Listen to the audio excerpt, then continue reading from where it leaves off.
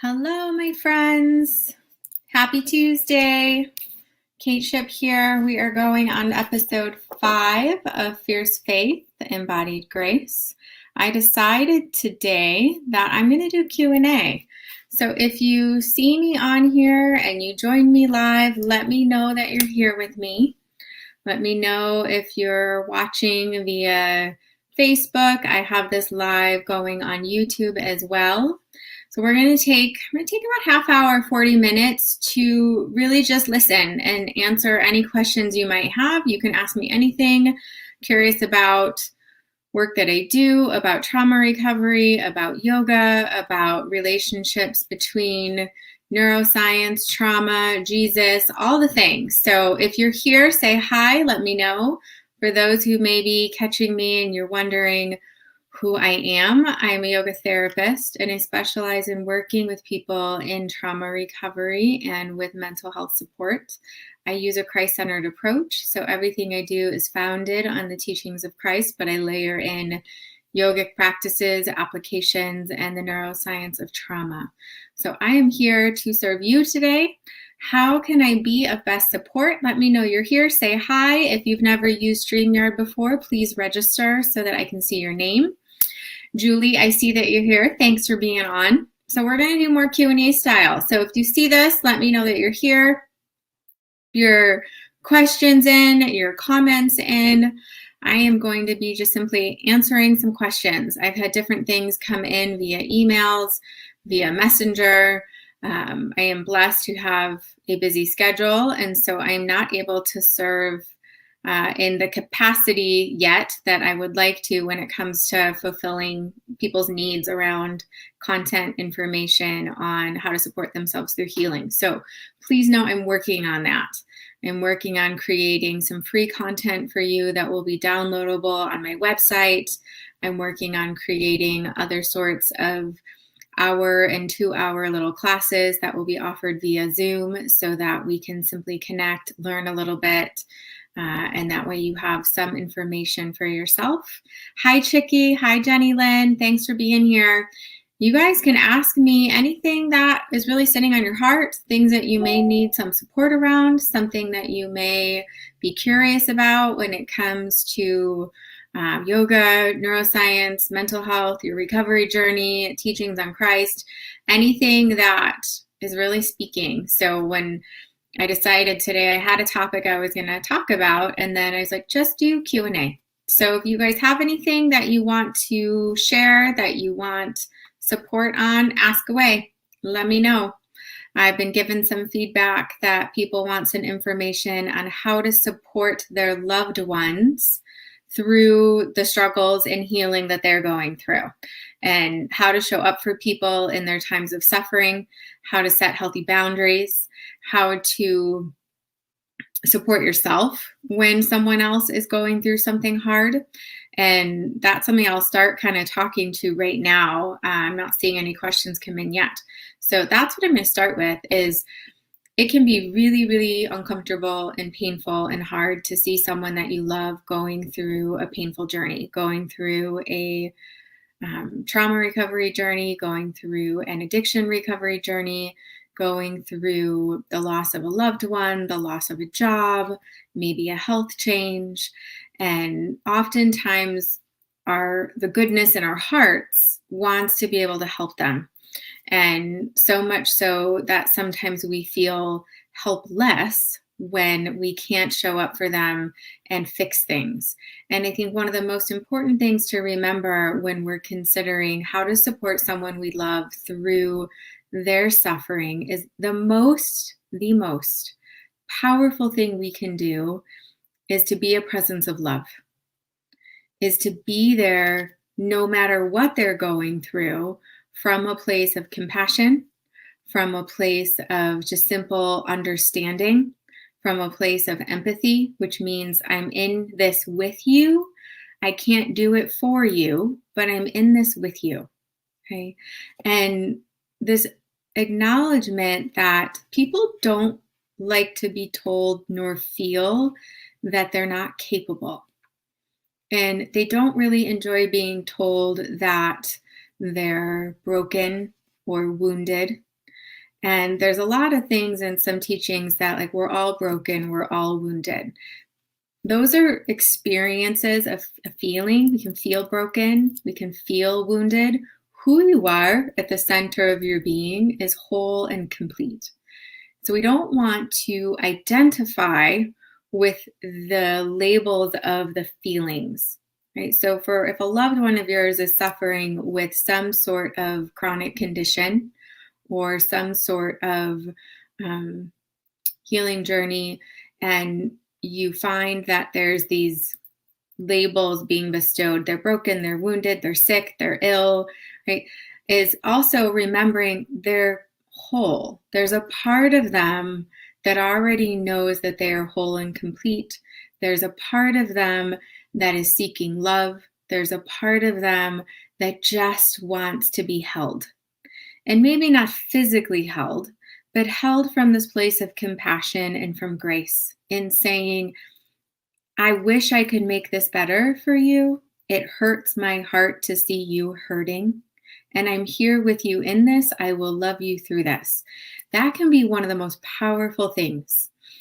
When I have people that ask my husband, how did you support her, me, through this recovery from complex PTSD? And he will share so many beautiful things on how hard it was for him to sit back and watch me have to go through my own suffering to save myself through it.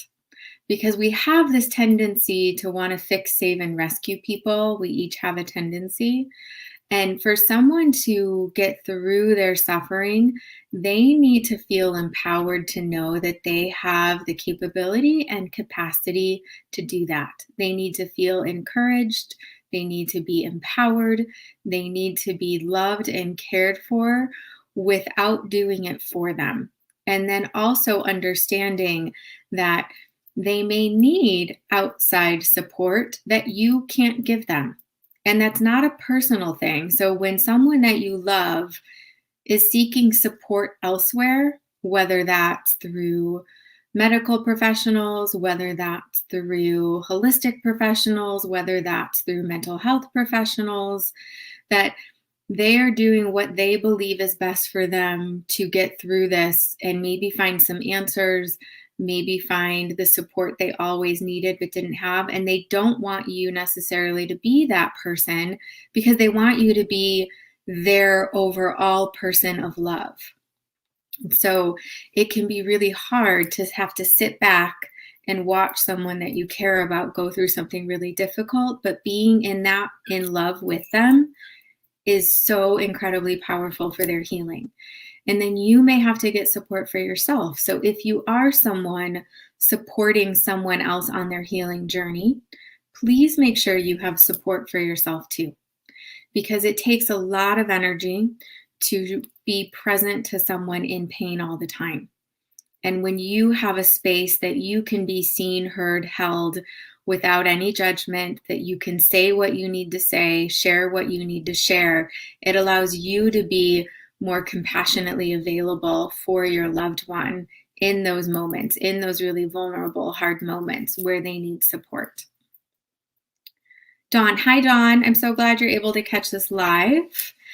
Jenny Lynn saying that's a great topic, very relevant for you. I know that absolutely. So I thank you for being here. Hi Lizzie K. Hi Cindy.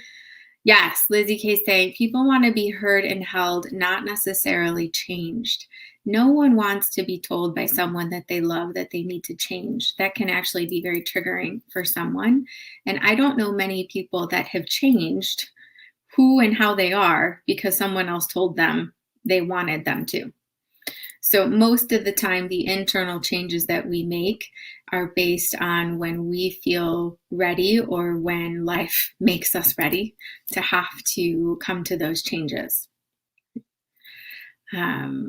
Jenny, yes, being someone living with chronic medical challenges, it's so hard. Yeah. And I think you named something really important is the person going through it does not like the feeling, and she labeled it being a burden, of being a burden to others.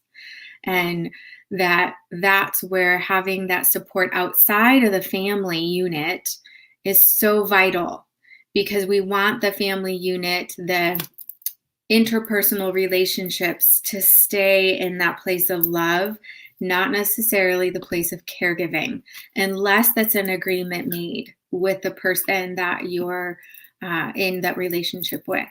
Is there going to be your caregiver or you're going to be theirs? And that needs to be a conversation. Otherwise, I find that for the salvation of the relationship, it's best if the care pieces go to the external professionals, that's what they do, so that the healing and restoration of the relationship can stay intact. Okay. Hi, Ellen. I'm glad that you're here. Jenny Lynn is asking a question. Thanks for the question. So you guys, I'm doing Q&A today for those that are just jumping on. And you're welcome to ask questions that you may have. I'm just going to feed them through as we go. I'm going to get to as many as I can in this about 40-minute offering today. Right, Jenny Lynn's asking, can I talk a bit more about being open to different modalities when I was going through my complex PTSD journey? Absolutely. So I have a slide that I can share again later today on all the different things that I did to help in recovery and that I continue to do, because recovery is a lifelong journey. It's never a one and done, but our relationship to it changes and it gets easier and easier and easier over time. And then when life presents something, there may be another piece that has to be processed through. And so some of my most favorite holistic offerings. And so I worked both the Eastern and Western model of support. So I did use the Western model of medication for a little while. I did see a psychiatrist. I did have a lot of medical testing done to rule out that there was anything else happening aside from the mental health imbalance of things going on in my nervous system. And I was blessed that there wasn't the physical component on top of the mental health. That said, for several years, there was an adrenal issue in my body for almost 8 years. And through the recovery journey, I've been blessed that that's been healed. However, I have done so many other types of therapies, psychotherapy models. I did cognitive behavioral therapy. That didn't work very well for me because I knew and I had talked about things that had happened. I needed to keep it processing out of my body. And you guys have heard me say with trauma recovery, you cannot heal trauma at the level of the mind. You have to bring the body online in the therapy. So for me, yoga therapy, breath therapy, EMDR with a trauma-trained therapist was really important. Something to be very cautious and conscious of. Not all counselors and therapists are trauma-trained. It's additional training they have to go through. So if you're someone seeking mental health support and you're processing trauma, make sure that you have someone who's trauma-informed and trauma-trained and has gone through enough training to be able to support you in that journey. And that would be something that you would ask when you call. I want someone who is trauma-trained. If you're a spiritually open-minded being, you're going to need to ask for that too. I need a therapist who is spiritually open-minded. That's one of the things when I had called, I said, I am going through trauma recovery. I want a trauma licensed therapist who specializes in EMDR and is body centered, meaning they bring the body into therapy and they're spiritually open-minded. And that was helpful because I didn't have to go through 5 therapists to then find the right one for me. So being really specific on your needs is going to be helpful. I've done acupuncture for the past 5 years. I love acupuncture, cranial sacral therapy, massage therapy. I found that myofascial massage was more beneficial to me than any other form of massage. I don't do well with deep tissue. I find when people have a lot of trauma in their body, any kind of deep tissue work is extremely triggering on their nervous system. So think soft and gentle. Think really soothing and calming things for the nervous system. Changing my diet helped even more, cutting out a lot of processed foods, cutting out sugars, things like nature time, intentional time in the sun without sunscreen on for a little while to soak in vitamin D. The sun is a huge source of life for our nervous system. So when we're in the sunshine, it will help our nervous system so greatly. That's part of why I live in Phoenix, so it's sunny the majority of the days here. We're so blessed by that. Growing up in the Chicagoland area, you got half the year where there's no sunshine. And so I understood why for some people they're like going into tanning beds or having sun lamps or taking extra vitamin D, things like that. And people do that here in Phoenix as well. But getting the warmth of the rays of the sun on your skin is so healing for your nervous system. Drinking really good water, seeing a naturopath that was unbelievable in homeopathy was vital for me. There's so many different tools and practices to help yourself, and it's finding the right ones that work for you and sticking with them. If we're always jumping from thing to thing to thing, our nervous system never settles into a rhythm of healing. So I find that some people try this and they try this and they try this and they try this, and they're kind of bouncing all over the place, and their nervous system receives that as anxiety and stress. So take the time to figure out what practices, what modalities, what therapies, what medical professionals you need. And once you have found that, then stick with it, right? Stay with it over time with consistent care. So one of the things to think about, anybody who's going through recovery of any kind, we need consistency. We need to have that continual layer of care over time to teach our system that this is a new way of living, that we're programming in a new software, if you will, right? And we need to stay in touch with that new programming every day. And then we need to have that continuation of support for a long period of time. And that support may evolve over time, but we need the continuation of the care to create the longevity and sustainability of healing in our nervous system. Okay. Hi, Lindsay. So good to see your face and name come up on here. You are welcome, my dear. It was an honor. Hi, Heidi. Hi, Bradley. Hello, Facebook user, it says, so I'm not sure who that is. Thank you for joining, you guys, and taking some time to answer questions. Jenny Lynn asked a second question that says, what type of help is beneficial for family members of those who are chronically ill? I believe that like talk therapy and cognitive behavioral therapy for family members is really, really helpful. Sometimes, so secondary PTSD is very common for caregivers and loved ones who are supporting a family member or another loved one who's going through PTSD. So whereas, I had complex PTSD, my husband developed certain symptoms of secondary PTSD because of what I went through. And so that's really, really typical. He chose to have talk therapy and then also go through his own trauma therapy for that reason, and to process out my processing of trauma brought up things from his past that he hadn't processed through. I'm still working on getting him to come on live with me. I think soon or then later, he'll come on and share a little bit with me on what it was like for him to walk this journey with me and to walk through this journey together as a couple, because it was absolutely beautiful and treacherous and hard and amazing and so much goodness along the way. And to be in that space now, I think he has so much wisdom to share. So I'm hoping at some point he will feel that he's ready to do that.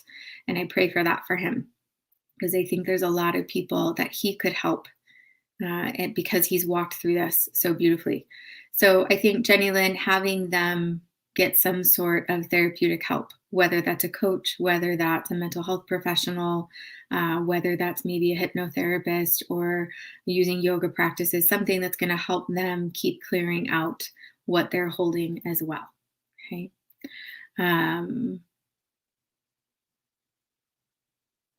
Julie, good. I'm hoping that he will agree to that, because I think it would be really beautiful. He has so much wisdom to share. what other questions you guys have. Any wonderings, any curiosities? I don't usually do Q&A.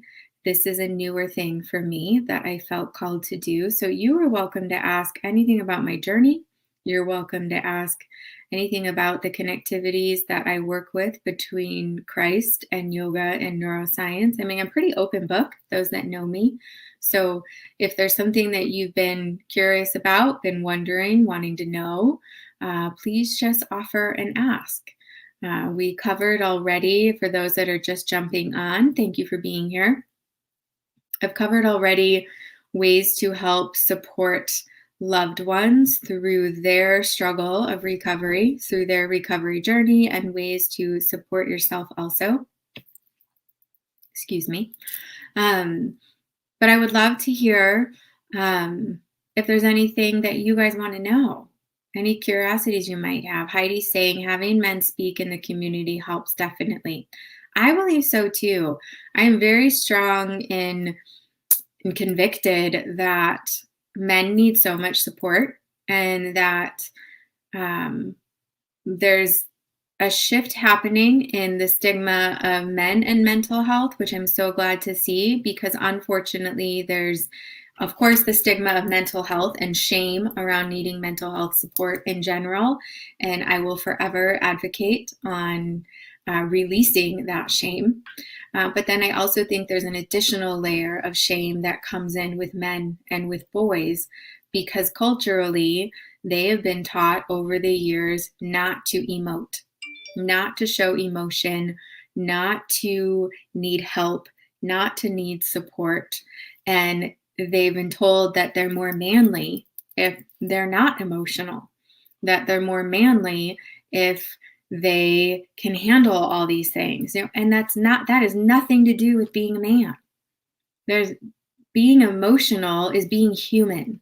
And that's one of the gifts of being human.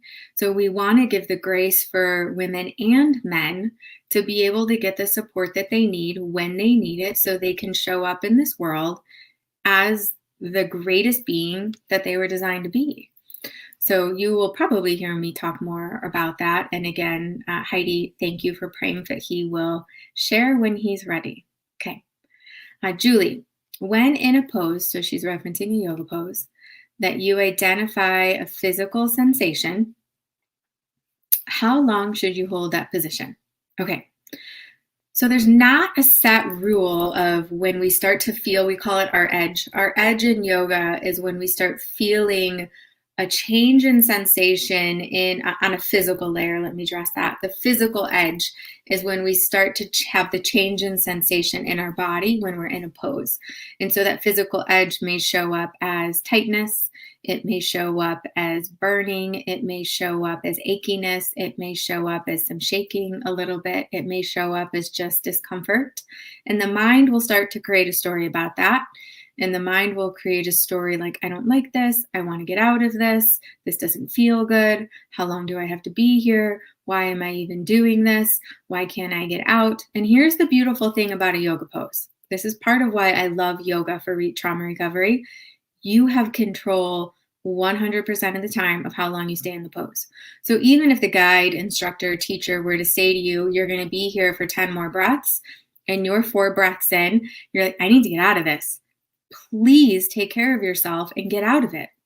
Listen to the intuitive essence of the body, that inner wisdom that says, I can actually stay here a little longer, even though the mind is making up a story about this that I can't. Or the body may say, I need to get out of this. I don't feel safe here. Or this is pushing me too far. So we want to be able to discern the story of the mind from the sensation in the body. And here's something that I say is, at the moment that I say I want to get out of the pose because it's uncomfortable, I usually stay 2 to 3 more breaths, because our mind will give up way before the body normally will, until we reprogram our mind. So Julie, I hope that's helpful, is that we have a tendency to want to bolt when something becomes uncomfortable. And that's usually a pattern that people have in life. Something becomes uncomfortable, they want to avoid it. The only way through it is to be with it. And that's where yoga poses give us a practice to learn how to be with discomfort in a new way. Okay. Any other questions, you guys? I'm going to take about 15 more minutes. You're welcome, Julie. Yeah, sensation comes up, acknowledge it, stay out of the story, breathe. Your breath is going to help it clear and move, and then discern, can I stay here a little longer or do I need to get out? And releasing any sort of judgment on yourself either way. It's not necessarily good that you stayed longer, and it's not bad if you get out of the pose. It's just a thing. It's just you chose to come out, and your choice is part of your power to choose. All right, any other questions that may be coming up? Otherwise, I have one other little piece I'm going to address today. But I'm going to look really quickly. You guys are going to see me look away to look at my phone. And I'm going to check really quickly to see if there's any questions in another group around this, because I have this streaming to a few different groups. So I'm just checking. Hi, Carol. I see that you're there. She's watching through the group. I'm not seeing any other questions coming in, you guys. So the other little piece I was going to talk about today to support someone, and it seems to be a theme in their healing, is boundaries, right? So the B word, okay? The B word being boundaries. And this is a term that for some people, they love boundaries, and for some people, this is their edge. And it is vital to learn how to establish healthy boundaries when someone's on a recovery journey. And boundaries are something that are taught, meaning in an ideal world, in childhood, you would be growing up with caregivers or parents that model healthy boundaries, which means they model physical boundaries, healthy touch. They talk about consent and permission of touch. They talk about what's allowed in touch and what's not allowed in touch. They talk about physical space, meaning giving people personal space versus always kind of being clingy in that way. On a physical layer, they talk boundaries of not invading privacy of someone's room. So if you have a child and they are having, like, they're in their bedroom and you're not just always walking in, you're teaching them that their space deserves respect as well. And a way to earn respect is to honor boundaries. Boundaries are also established in emotional layers, meaning the people have a different capacity to hold emotional space. And as a child, if you were in a healthy environment in the home, parents are able to meet you in your emotions without trying to take you out of them or to change them or to fix them. And they're able to just hold you with it. They're able to give messages such as, it's going to be okay. I will support you through this. I know this feels really painful right now. I know your heart hurts. I know your knee hurts from cutting it on the ground. They acknowledge the emotion, and then they give them space to feel it. And then when the emotion has processed through, now they give an action-oriented offering. What is the next right thing that you want to do? How can I support you through this? If they're a little bit older, you can offer that they get to have some choice and decision in what's the next right thing. You know, a child falls off their bike. If it was up to the child, they may not want to get back on because falling off their bike hurt. But a parent may say, even though sometimes we feel hurt, we can get back up and we can get back on the bike and we can try again. Right? That's modeling emotional boundaries by saying, I know this is uncomfortable and I can be with you in this discomfort, and then we can move forward together. Unhealthy emotional boundaries may look something like, stop crying, get over it, toughen up. Right? It may look like, why are you so happy? Right? Unhealthy emotional boundaries may be like, if you're going to be around me, you have to be happy. Or I can't deal with your anger. Those are all emotional damaging statements and can also make someone start to repress and numb out on their feelings. So the healthy boundary piece coming back in around, you have a right to feel every emotion that you're feeling, that all feelings are valid. And these boundaries that are established are saying no one in your life gets to tell you how you get to feel, or how you get to perceive a situation. The other side of that boundary is you don't get to take your emotions out on people. You don't get to project your emotional pain on others. And these are skills that are learned over time, with time, and through practices. Because if we can't honor the emotional boundary for ourselves or for someone, we're going to keep circling back to that. This is that layer that keeps people really, really stuck. Right? Other boundaries are mental boundaries. What type of things are you allowing into your mind? What mindsets are you surrounding yourself with? What are you reading? What are you watching? What are you listening to? What are the stories in the mind that you were told about who you are? And the boundary piece comes up to say, is this true or is this a lie? Right? And I look at that from this place of truth and saying, who does God say that you are? And you can look at scriptural teachings for that of any faith walk that you're on. And I look at it obviously from the biblical statement of God says we are all these beautiful things. And if my mental boundary is not set up to block the lies that of shame, of judgment, of guilt, of not good enough, of conditional based love, then my mind's going to be a mess because my thoughts are always going to try and figure out, right, why I'm thinking the way that I am. And when we put a mental boundary up, it's really saying I am only going to listen to that which is true. And that which is true is life-giving. It opens our hearts up to more love. So the boundary says, I will allow love in, and anything less than love is not allowed here.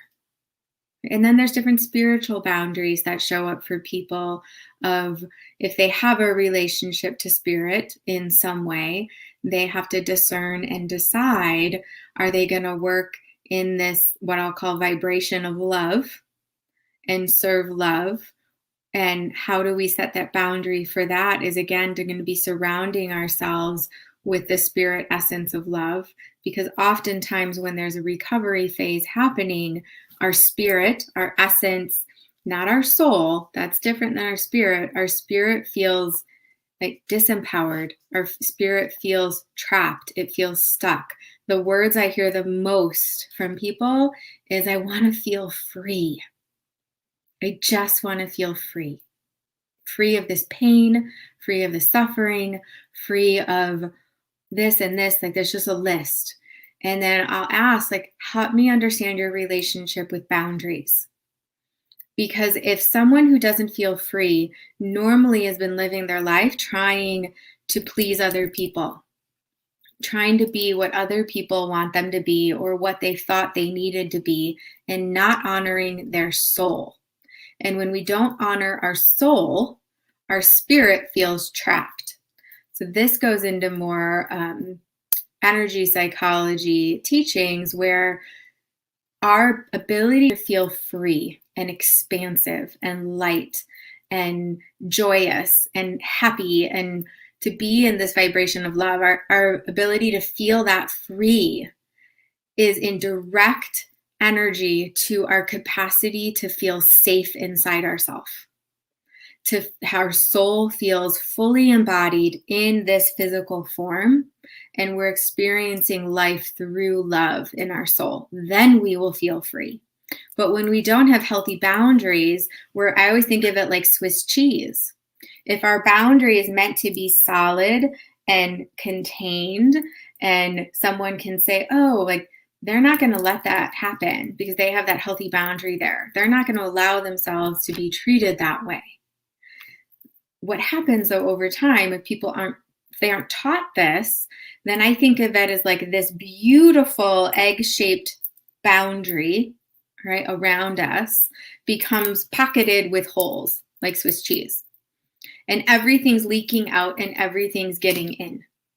And then we never know what's ours, what's not ours. We certainly don't have the awareness or discernment to then decide, am I feeling stuck and trapped because of something that happened, or am I feeling stuck and trapped because I don't know how to feel alive and well? And these are just some inquisitive questions, if these things are resonating with you, to ask yourself. So in order to have a healthy relationship with yourself, with life, with this vibration of love that you are on your human level, you need to establish these healthy boundaries. And it can be as simple as asking, what will I allow and what won't I allow in my life? And that can be in relation to your relationships with people, right? Your partner, your spouse. It could be in your friendships. It could be in your job. It could be in your relationship to yourself. This is how I will allow myself to treat myself, right?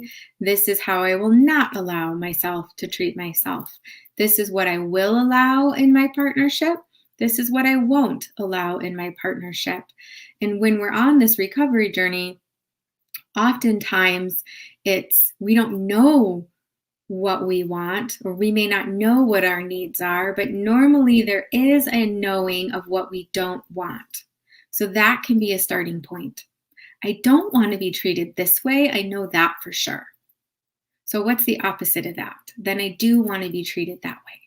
Right? I do want to be treated with kindness and respect.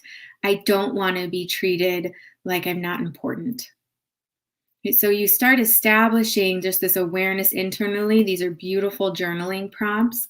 This is what I will allow in a friendship. This is what I won't allow in a friendship, right? As a mother, if you're a woman watching and you're a mother, this is what I will allow in my relationship to being a mother.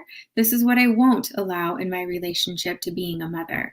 And you can fill that in with any aspect of yourself or aspect of your life that you know you need support in establishing healthy boundaries. When we have clear, defined, communicated boundaries, our healing happens in a little bit faster rate because now there's containment of it. So I encourage you to learn more about establishing healthy boundaries. It's something I'm going to be creating a course on, because it is so critical to our healing journey. Hi, Susie. Thanks for jumping on. I have a question coming in. Okay, so interesting. Kate Johnson. How can one get back to driving after a car accident and recovering from the trauma?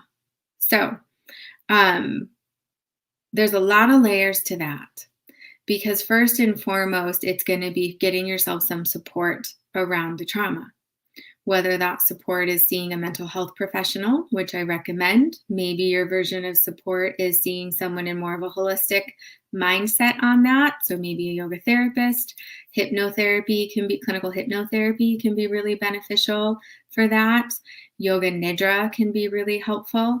But I find that needing to talk a little bit can be an initial phase of clearing out the story and then dropping into whatever residual sensational experience is happening in the body because of that car accident. Meaning, when you go to get in the car and you're about to drive, there's a feeling that kicks in that may be the trauma imprint on the nervous system. And remembering the trauma is the unprocessed emotional energy due to the experience, and that it had an impact on the body. And Kate's not saying whether she had an injury or whatnot from the accident, just that there's recovering of trauma from the accident.